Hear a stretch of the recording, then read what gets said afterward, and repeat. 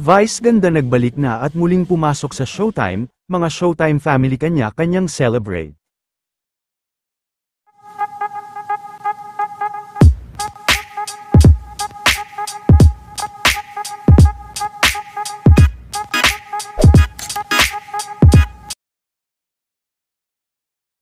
Sa pagpasok ng Chinese New Year, ay magkasabay nga na nagbalik sa Showtime Studio, sina Vice Ganda, at ang Showtime host na si Karil at dahil din nga dito, ay masayang-masaya na, ang kanilang mga fans, na matagal din na nag-abang sa kanilang pagbalik, nagkaroon din ng pa-dragon dance sa ABS-CBN at sa kanilang mga dressing room.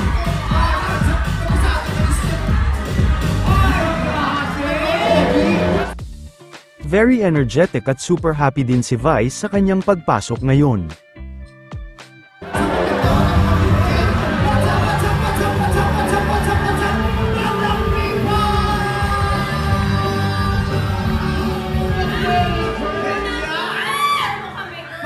Pang-Chinese New Year, ang energy ka na! Professional, di ba?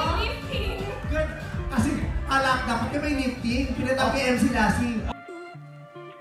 Nandun na yung dragon. Nasaan yung dragon? Ay, grabe! Nandun na yung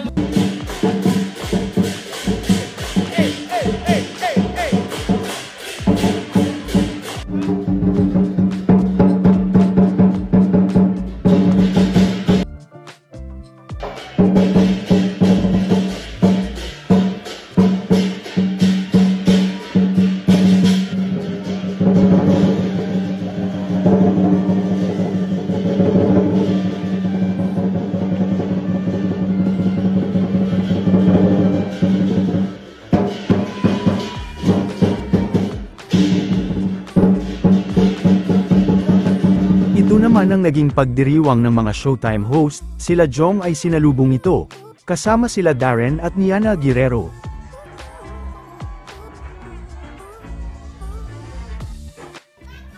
Oh my gosh! And the breadwinner is...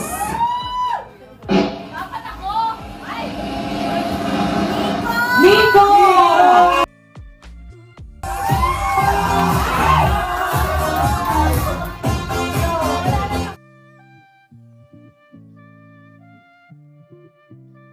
Off ang ating Madam People kapag nagpa-deliver ng Chowking Family Law. 6 po yan to February 2 with no minimum spend. At ano ba, meron din tayong free delivery for minimum spend of 399 pesos.